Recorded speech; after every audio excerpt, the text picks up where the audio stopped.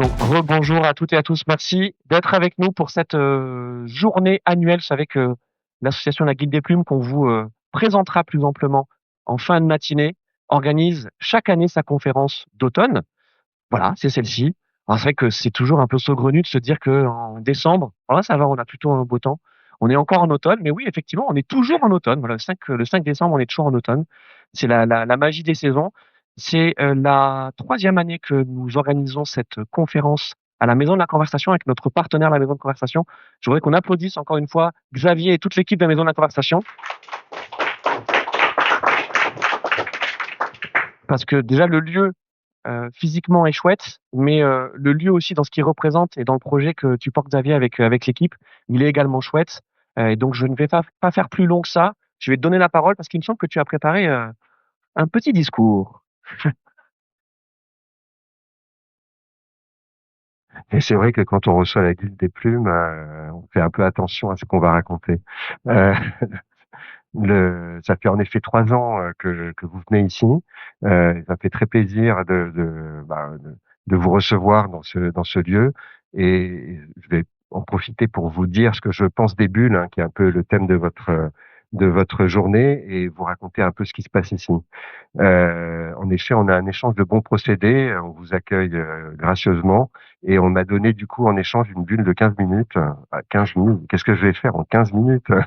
C'est énorme. D'habitude, je fais des petites présentations d'une minute ou 2 minutes dans ce lieu et voilà, auprès de vous. Et donc, je vous demande d'être indulgent et critique aussi en même temps. En tout cas, pour moi, c'est une occasion de sortir de ma bulle. Je suis un profond introverti. Et j'ai rien trouvé de mieux que de créer un lieu où on s'écoute pour pouvoir prendre la parole. J'ai mis du temps à comprendre hein, que c'était ça aussi la maison de la conversation. La bulle, moi, c'est un symbole qui m'inspire depuis longtemps. J'étais un grand amateur de BD quand j'étais jeune. Et il y a quelques années, la première image qui m'est venue quand j'ai pensé à cet entretien de ce matin, ce discours de ce matin, c'est un dessin du XVe siècle de Jérôme Bosch qui s'appelle Le Jardin des Délices. Et c'est un tableau incroyable, vous connaissez peut-être, hein, qui doit être au musée du Prado en Espagne. Et on y voit, c'est un tableau joyeux, coloré, et on y voit plein de petites bulles transparentes, avec souvent des couples ou des groupes de personnes qui sont à l'intérieur. J'ai essayé de comprendre la symbolique que ça représentait. Et ces scènes symbolisent la fragilité du désir. Et c'est intéressant hein, de voir comment la bulle a été représentée dans ce tableau. Et ce tableau, c'est aussi l'illustration de la couverture d'un livre d'un philosophe que vous connaissez peut-être, qui s'appelle Peter Sloterdijk, qui est un philosophe allemand qui a écrit une trilogie incroyable qui s'appelle Sphère, où il parle. Ah, tu vas nous mettre tout de suite le jardin des délices. Hein. On les voit les bulles. Hein. Oui. Il y en a une ici, il y en a une là. Il y a souvent des couples qui sont ici. Ah, c'est pas mal la magie du digital, qui est une bonne bulle aussi. Sloterdijk montre que l'humain ne vit jamais seul. Il vit dans des bulles, des globes, des écumes, des espaces de coexistence qui nous protègent, mais qui nous séparent aussi. Il dit que nos sociétés modernes ressemblent moins à un monde commun qu'à une mousse composée d'une infinité de microbulles juxtaposées. C'est un auteur incroyable, Sloterdijk, je vous le recommande chaudement. Mais aujourd'hui, quand on quitte les livres de philosophie, les bulles qui nous façonnent, et je pense que vous allez en parler, c'est des bulles algorithmiques, on vient d'en parler, qui sont souvent structurées, en tout cas sur la partie des contenus, sur la culture du clash, donc elles nous divisent hein, plutôt qu'elles nous rassemblent. Il y a les bulles cognitives aussi, celles qui sont propres, hein, on parle des biais de confirmation, qui nous touche, nous, personnellement, la manière dont on regarde les choses. Il y a les bulles informationnelles. Hein. Aujourd'hui, l'information est livrée pour chaque personne, donc il y a de moins en moins d'informations communes. Hein. Le fameux JT qui existe toujours rassemble de moins en moins de personnes.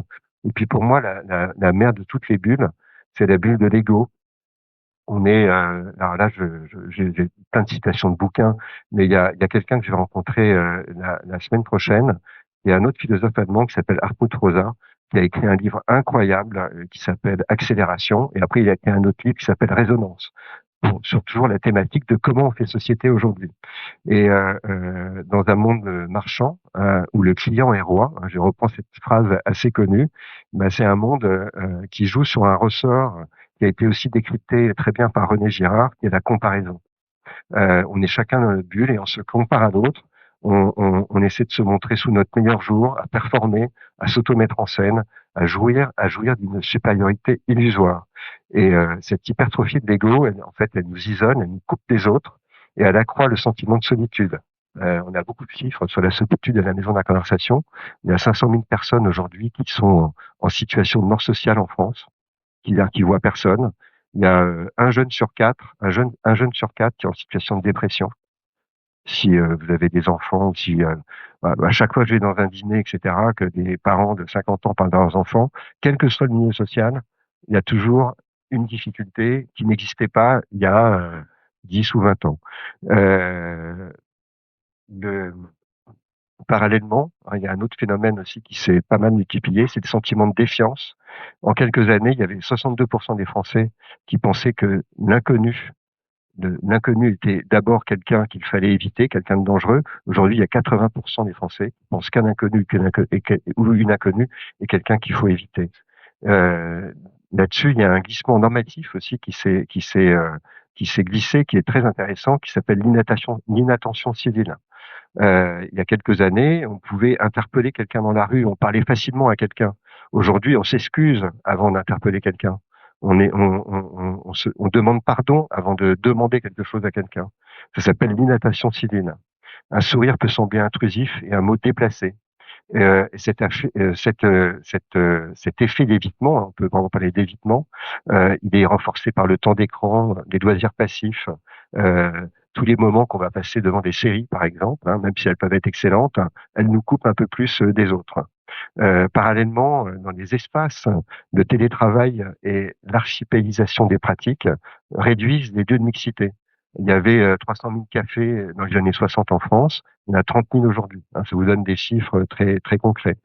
Et puis parallèlement, cette archipélisation du travail, elle se fait aussi par l'ultra spécialisation. Aujourd'hui, les boulangeries ou tous les commerces se segmentent par goût, par code, par prix, et finalement, bah, on se croise de moins en moins. On a de moins en moins d'occasions de se croiser. Et ça renforce quelque chose d'important qui s'appelle la polarisation. On va arriver dans des échéances politiques importantes.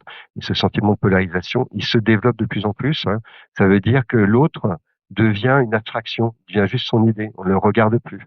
On travaille beaucoup hein, sur ce sujet-là, sur la polarisation. On est en train de développer des programmes avec des chercheurs qui étudient cette thématique-là et qui disent que avec la conversation, on peut arriver en 10 minutes ou en 15 minutes, non pas à convaincre quelqu'un de penser autrement, mais à le dépolariser, à essayer de comprendre que l'autre, c'est pas juste ses idées, c'est d'abord l'autre, c'est d'abord une autre personne, c'est d'abord un humain. Donc on travaille hein, sur ces thématiques-là à la Maison de la Conversation. Donc ici, je vais vous parler un peu de qui on est. Nous, on estime être un antidote vivant hein, à ce système et à cette idée de cloisonnement. On s'interroge en permanence sur comment percer ces bulles et comment créer du commun. On est ici dans le 5e quartier le plus pauvre de l'Île-de-France, dans la ville la plus riche de France, et on a essayé de recréer une sorte de place du village, un espace, une conversation, c'est un espace et un moment où des personnes gratuitement peuvent se rencontrer pour recréer du vivre ensemble, du faire avec. L'étymologie de conversation, c'est faire avec. On a pour ça 5 piliers. On a pensé la maison de la conversation autour de 5 piliers qui sont d'abord l'égalité entre les participants. Ces 5 piliers, c'est ceux qu'on requiert pour créer un espace de conversation. Première règle, c'est l'égalité entre les participants. Un truc juste impossible à faire. On est plutôt structuré hein, sur des logiques de hiérarchie, de domination. Et donc, on parle d'égalité en dignité. C'est Cynthia Fleury hein, qui m'a inspiré ce mot. Elle est venue ici et on en a parlé justement. Deuxième règle d'une conversation, c'est la sérendipité, un mot un peu compliqué, qui veut dire que la conversation, elle n'est pas guidée par un protocole. Ça, c'est d'autres manières d'échanger, justement. C'est l'anti-conversation. La conversation, elle laisse toujours une place à ce qui n'est pas advenu. On va construire ensemble notre sujet de conversation. D'ailleurs, nous, dans notre programmation, on a 30% des sujets qui sont pas prévus à l'avance pour laisser toujours une place à ce qui est inattendu. Troisième règle d'un espace de conversation, c'est la convivialité.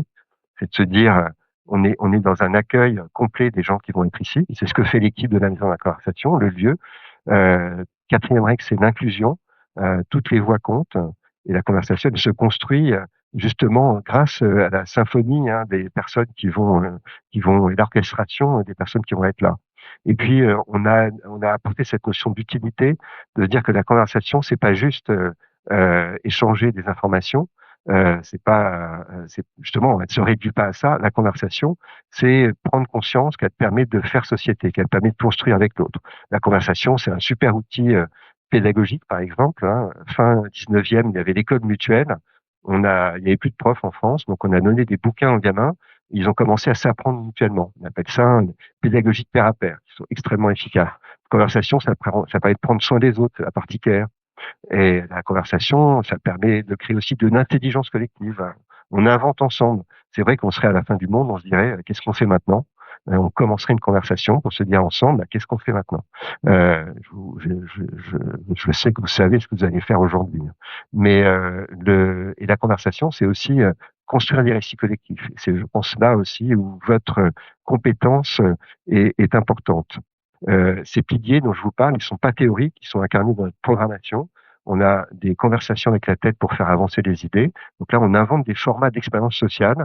Par exemple, on a Façon de voir, qui est un format qui est un peu de l'alternative à la table ronde, où on a des speakers en général connus. Par exemple, le prochain rendez-vous, c'est le 13 janvier avec Olivier Amand, pour ceux qui le connaissent, qui est biologiste, qui a écrit un tract qui s'appelle Antidote au culte de la performance, la robustesse du vivant, et Christopher Guérin, qui est l'ancien patron de Nexence, une grosse entreprise qui a mis en place des règles de la robustesse. Donc il y aura non pas une table ronde, mais une façon de voir qui va permettre de faire en sorte que le public sera dans la table ronde. Ça fait partie des formats qu'on invente ici. On a des conversations avec le cœur qui sont destinés à développer nos compétences sociales. Donc il y a plein de formats à la maison de la conversation. Il y en a un que j'aime bien. Il y a une jeune fille qui vient un jour et qui dit je vais créer la clinique de l'amitié pour réparer nos amitiés blessées. C'est un exemple concret. On a aussi un autre format incroyable qui s'appelle la bibliothèque vivante, où on forme des personnes à devenir des livres, et les lecteurs viennent prendre des livres autour de sujets et viennent passer 30 minutes en one-to-one, de tête à tête, avec un livre. Et en général, j'ai des moments incroyables, parce qu'en 30 minutes, on rentre dans un univers qu'on ne connaît pas en général. On fait des bibliothèques vivantes alors, j'ai plus des mots en tête, mais il y a plein de formats. C'est des formats qu'on peut mettre en place sur beaucoup de sujets. Et puis on a aussi conversation avec le corps pour se mettre en mouvement. Et juste derrière, de l'autre côté, vous aurez peut-être tout à l'heure de la musique, il y a une salle qui a été financée par Adidas, dans laquelle on invite des jeunes des quartiers populaires à faire des danses urbaines, du hip-hop, etc. Et ces trois types de conversations permettent de faire venir des publics très différents et de recréer ce qui est notre vœu ici de la mixité sociale. La conversation, elle sert avant tout à faire société. On a aussi des programmes à impact. Le premier, c'est la rue de la conversation. Il y a le mobilier qui est ici, qui sont un projet qu'on a financé avec le budget participatif de la ville de Paris, en se disant, on va créer des espaces de conversation dans l'espace public. On a sonné à 900 portes pour demander aux gens pourquoi vous n'allez pas dans la rue. Et à partir de là, on a fait un appel à projet et des designers ont conçu un mobilier qui est installé sur le Met Binet tout près d'ici, où les habitants peuvent choisir la forme du mobilier pour faire une agora, une scène, un banquet citoyen, etc., et avoir des formats de conversation dans l'espace public. Et ça, on est en train de créer une gouvernance avec toutes les associations du quartier pour pouvoir moduler ce mobilier. Et le dernier format qu'on a mis en place cette année, qui s'appelle Convix, c'est un peu une alternative au TEDx que vous connaissez peut-être. Au lieu d'avoir une personne sur scène, comme moi maintenant, on a un collectif qui s'empare d'un sujet. On a commencé cette année avec des jeunes filles du quartier autour de la question comment être citoyen en 2025. Et elles ont pendant 2 mois fait un parcours pour découvrir ce qu'était la citoyenneté, pour apprendre à travailler collectivement. Et ensuite, avec un metteur en scène, elles ont sur scène présenté des projets qu'elles ont conçus elles-mêmes entre elles pour faire avancer la citoyenneté. Et ces projets sont en train d'être mis en œuvre. C'est exactement le genre de projet à impact qui se développe ici. Et l'autre chose qu'on a faite, on a créé l'université du lien social, qu'on a faite fin août, où on a réuni aussi bien des acteurs publics, le maire du 18e, etc., des acteurs privés, des travailleurs sociaux, pour ensemble travailler à répondre à la question comment faire venir aujourd'hui. Et c'était vraiment incroyable. La prochaine aura lieu le 27 août, je pense, et vous êtes les bienvenus. Et on en fait une la semaine prochaine à Lille, d'Université du lien social. Je suis un peu long, je profite des 15 minutes. Euh, donc, aujourd'hui, c'est la journée mondiale des bénévoles. Je vous le dis, moi-même, ça fait 4 ans que je suis bénévole. J'ai eu un métier avant qui me permet aujourd'hui d'être bénévole. Et je suis bénévole dans ce projet parce que pour moi, c'était important de pouvoir créer, après 30 ans d'agence de communication, de m'apercevoir que plus on concevait d'outils, moins on se parlait. Et à un moment, je me suis dit que le sujet qui m'intéressait, c'est de recréer du commun et du lien, et que un tiers-lieu, c'était la meilleure forme pour le faire.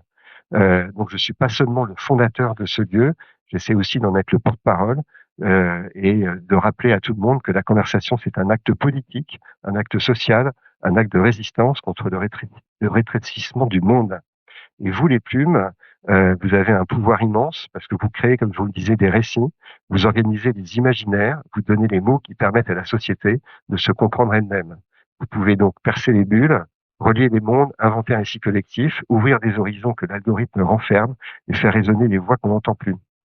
Personne mieux que vous ne peut écrire un récit commun et je vous le dis très sincèrement, on a besoin de vous à la Maison de la Conversation. Alors, nos besoins, ils sont multiples. On a d'abord besoin de clients pour pouvoir faire vivre le lieu, parce que notre modèle économique, c'est la gratuité de l'ensemble de notre programmation, qu'on décline sous forme de prestations pour les organisations. Donc, si autour de vous, vous connaissez des entreprises ou des organisations qui cherchent des lieux pour faire des privatisations, faites-les venir ici. Il y a Agathe que je vois qui est derrière, qui s'occupe des privatisations. On a aussi besoin d'experts comme vous pour inventer des formats qu'on va faire vivre à nos clients. Par exemple, la semaine dernière, on avait une asso qui s'appelle des innovateurs. On a créé pour eux un débat mouvant, un truc vraiment incroyable, qui est une forme de conversation. C'est le contraire vraiment d'une conférence, puisque les 100 personnes qui étaient là étaient physiquement présentes pour faire avancer le sujet.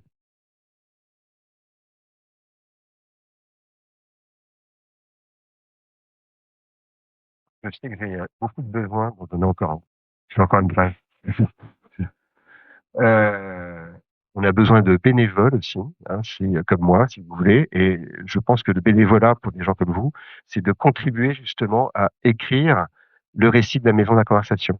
On n'a pas de service communication, on se débrouille comme on peut. On a eu, et j'en suis très fier, 3 pages dans le monde là, le 1er décembre. Mais c'est vraiment parce que c'est le lieu lui-même qui rayonne, mais on a besoin de structurer notre discours. On a besoin de le rendre plus percutant, performant. Voilà. Et cela d'autant plus que notre projet, c'est de d'essaimer et d'avoir d'autres maisons de la conversation dans d'autres villes dans les mois et dans les années qui viennent. Et puis, on a aussi besoin de mécènes pour financer nos actions gratuites. Là aussi, si vous en connaissez, n'hésitez pas. Il y a un site internet, vous pouvez indiquer les choses. On est en train de faire une campagne de mécénat. Vous-même, vous pouvez vous abonner à la newsletter pour découvrir la programmation ou devenir adhérent de la Maison de la Conversation. Voilà, je vous remercie pour votre accueil et je vous engage bien sûr à sortir de vos bulles et à nous aider tout le monde à sortir des nôtres aussi. Bonne journée.